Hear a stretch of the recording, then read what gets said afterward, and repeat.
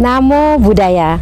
Saudara pemirsa Kompas TV dimanapun Anda berada, selamat berjumpa kembali dengan saya Wiwi dalam acara Mutiara Iman. Saudara, kali ini dalam setiap kesempatan pun saya selalu berharap semoga saudara dalam keadaan sehat dan bahagia dalam lindungan Sang Tiratana Buddha Dhamma dan Sangha, sehingga saudara dapat menikmati kehidupan dengan bahagia. Dan tentu saja bagi saudara yang dalam keadaan kurang sehat, semoga berkat kekuatan karma baik yang hadir pada hari ini membuat saudara yang telah menderita mendapatkan kesehatan dan kebahagiaan. Di tengah kebahagiaan kita, kadang-kadang di dalam umat Buddha, bahkan seringkali ya, orang-orang berpikir bahwa umat Buddha itu selalu mengajarkan tentang duka. Semua adalah penderitaan, kehidupan adalah penderitaan. Apakah ada yang bisa dinikmati? Apa agama Buddha harus menderita terus? Karena kan sabe sankara anicca, sabe sankara duka, sabe dhamma anatta, tapi terutama tentang duka. Apa penderitaan, apa benar cuma penderitaan? Ini sering sekali dan berulang-ulang orang menanyakan. Nah, dalam agama Buddha, penderitaan atau duka di sini sebenarnya tidak selalu persis dikatakan sebagai penderitaan, tetapi juga sebagai perubahan kehidupan. Itulah duka, kadang menderita, kadang bahagia, kadang susah, kadang senang, itu disebut sebagai duka. Tetapi pada hakikatnya dalam kehidupan semua orang punya kebahagiaan. Apakah agama Buddha punya kebahagiaan? Punya. Kebahagiaan sebagai siapa? Sebagai umat Buddha atau sebagai umat awam? Ingat, agama Buddha dibagi menjadi dua, yaitu umat Buddha yang menempuh kehidupan sebagai Brahmacari atau menempuh kehidupan sebagai seorang biku atau bikuni.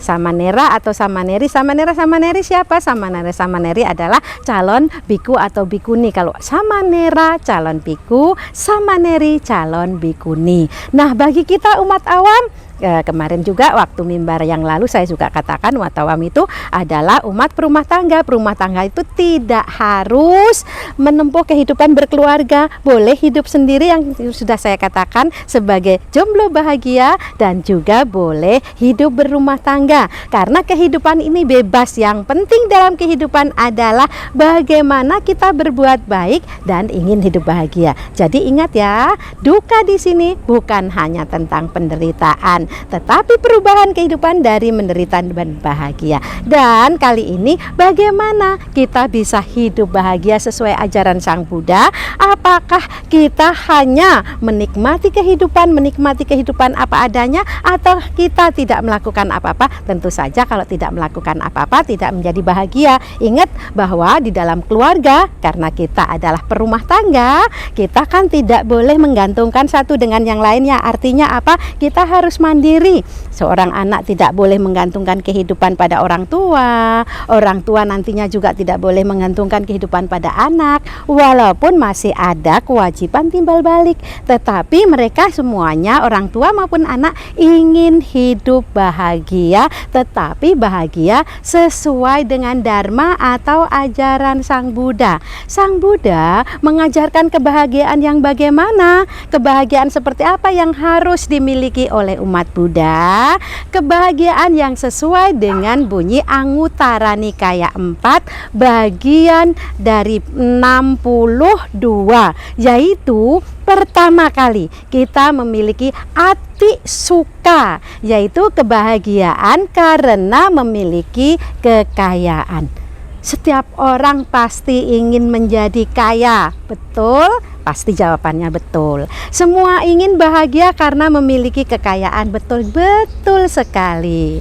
Oleh karena itu setiap orang setidak-tidaknya harus memiliki kekayaan. Tapi memiliki kekayaan juga harus diusahakan. Usahanya gimana? Usahanya harus dengan rajin dan bersemangat dalam mencari pekerjaan supaya memperoleh kekayaan. Karena tanpa ada rajin, tanpa ada semangat, kita tidak akan menjadi kaya. Ada orang punya kekayaan tetapi dari orang tuanya. Kalau dia tidak rajin untuk menambah kekayaan, atau dia tidak punya kemampuan untuk mempertahankan mempertahankan kekayaan yang diwariskan oleh orang tua, maka kekayaannya berangsur-angsur akan hilang. Kenapa? Karena dipakai terus-menerus, tidak dimanage dengan baik, akhirnya harta yang diwariskan oleh orang tua akan hilang. Makanya dia harus rajin dan semangat. Semangat apa? Semangat belajar supaya nanti kekayaan yang diberikan atau yang diusahakan sendiri itu bisa dipertahankan dengan baik, bisa diusahakan dengan baik. Di samping itu harus punya kalyanamita, sahabat sejati. Tanpa adanya sahabat sejati, kadang-kadang kita punya kekayaan tetapi mereka dekat dengan kita hanya karena kekayaan kita. Ada berapa teman kita yang datang kepada kita karena memang kita kaya, maka dia akan nyanjung kita. Semua yang dikatakan oleh orang diberitahukan kepada kita seolah-olah dia adalah sahabat yang paling baik. Tapi ketika kita tidak mempunyai apa-apa atau ketika kita terpuruk, maka dia akan pergi. Ingat, itu bukan sahabat sejati. Orang yang seperti itu jangan dijadikan sahabat. Berarti kita tidak boleh berteman orang seperti itu?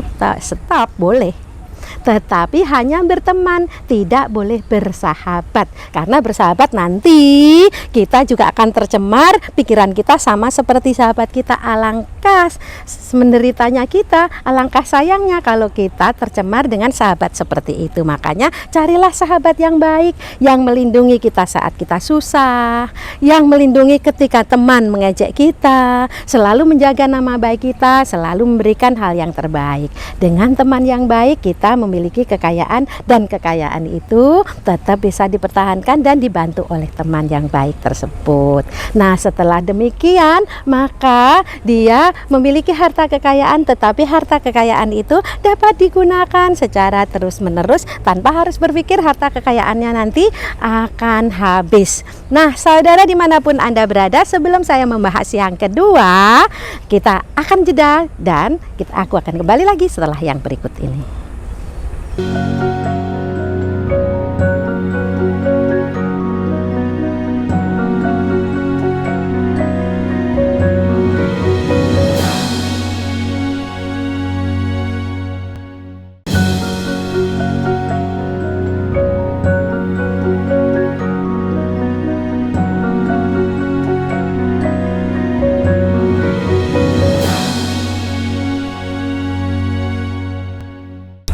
Saudara pemirsa dimanapun Anda berada, masih bersama saya Wiwi dalam acara Mutiara Iman.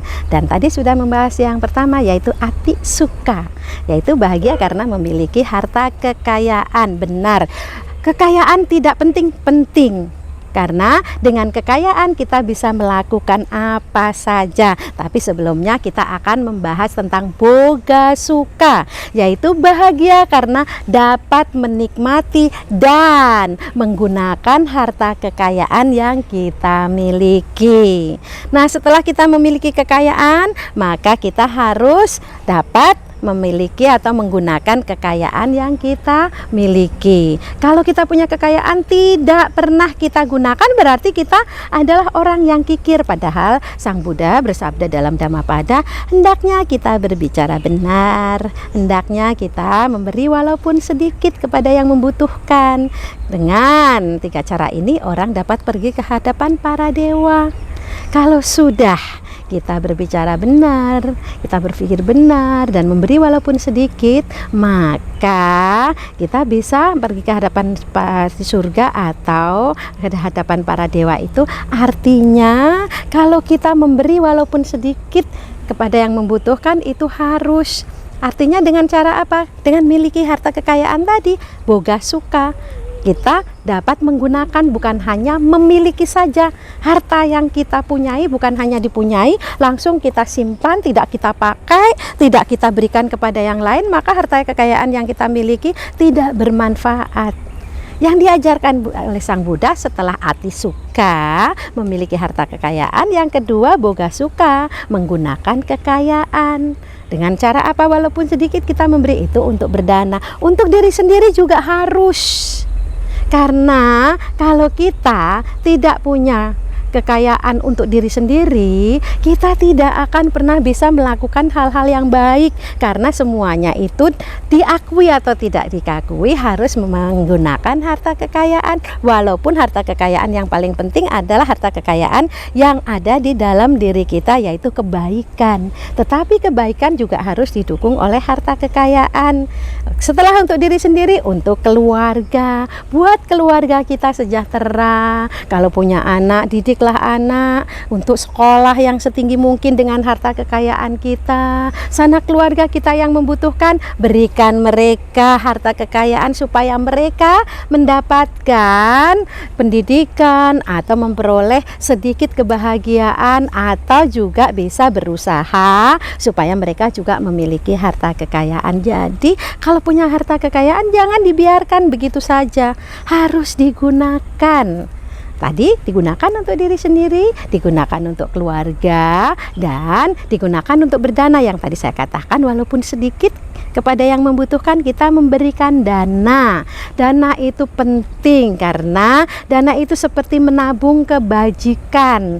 Tanpa ada menabung kebajikan berarti kita hanya menikmati jasa-jasa dari kehidupan yang lampau. Kita tidak pernah menanam kembali. Maka dengan berdana, dengan berbuat baik, melalui harta kekayaan yang kita punyai, maka kita telah menanam benih-benih kebajikan supaya nanti kita akan selalu bisa memetik lagi, bisa memetik lagi.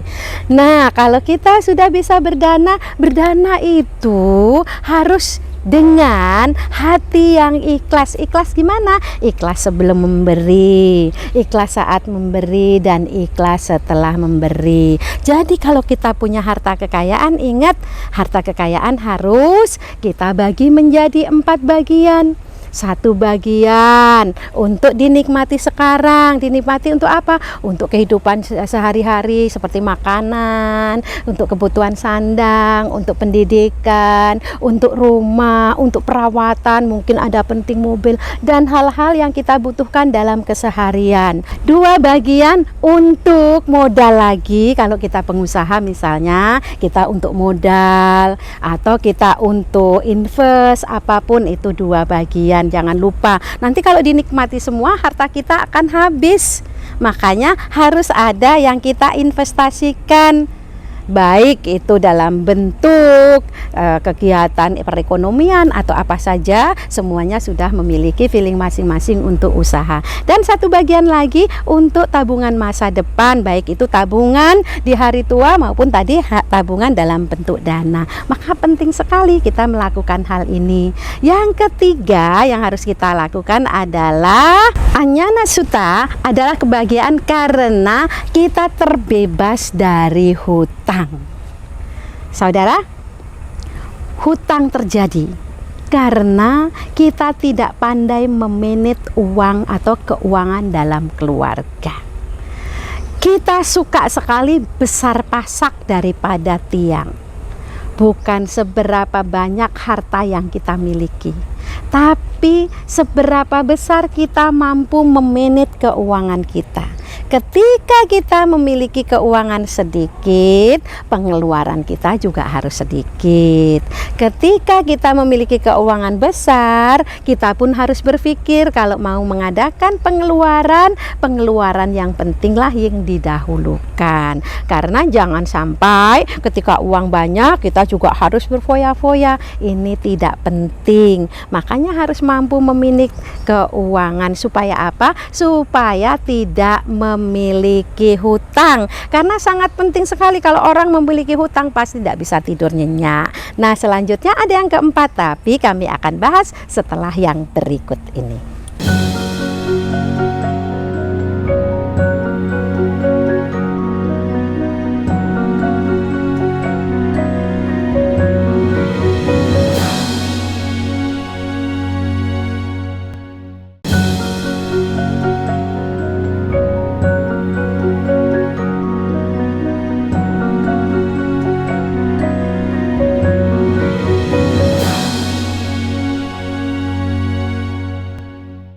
Saudara pemirsa dimanapun Anda berada, masih bersama saya Wiwi dalam acara Mutiara Iman. Saudara, kita telah membahas 3 hal. Setelah itu maka kita akan membahas yang keempat, yaitu Anya Wajak Suka, yaitu kita memiliki harta kekayaan dan dapat menggunakan harta kekayaan dengan jujur.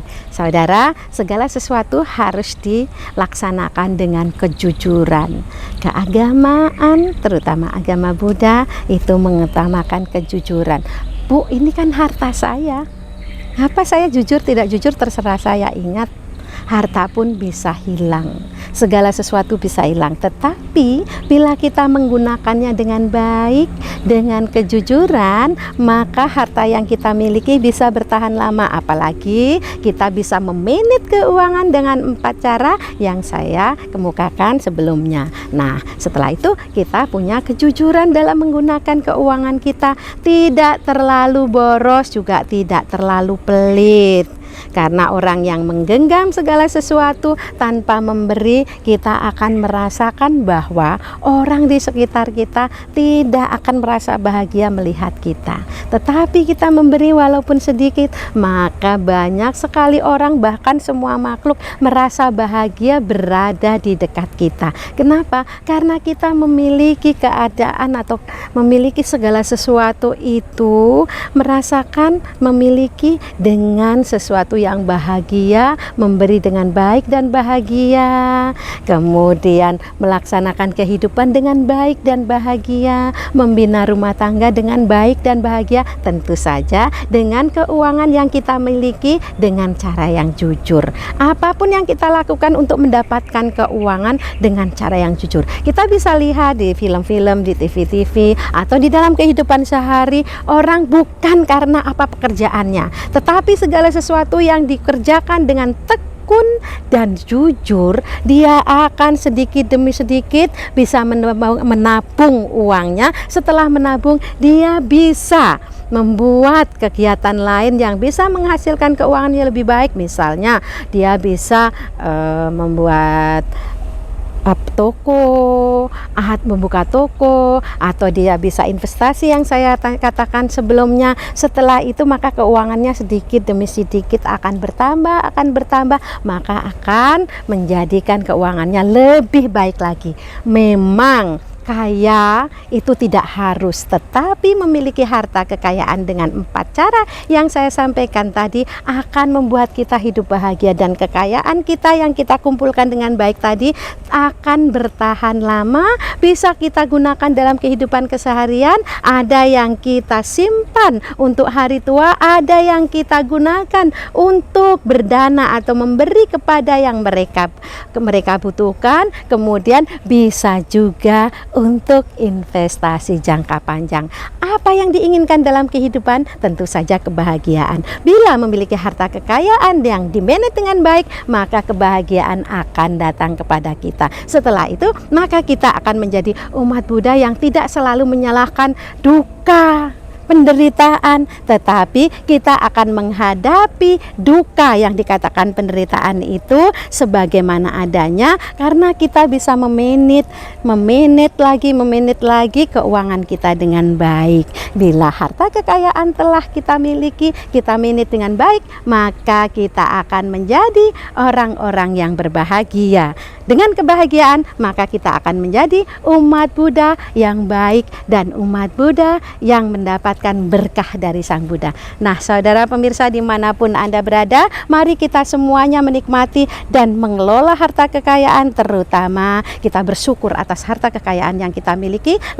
Lakukan dan laksanakan, manage dengan jujur apa yang kita miliki, sehingga kita bisa melakukan satu hal dengan baik. Akhir kata, semoga bermanfaat apa yang saya sampaikan, dan semoga kita semuanya memperoleh harta kekayaan dengan cara yang benar, bisa melakukan dan bisa gunakan dengan cara yang benar. Akhirnya, Sabesata Bawantu Sukitata, semoga semua makhluk hidup berbahagia. Sadu, sadu, sadu.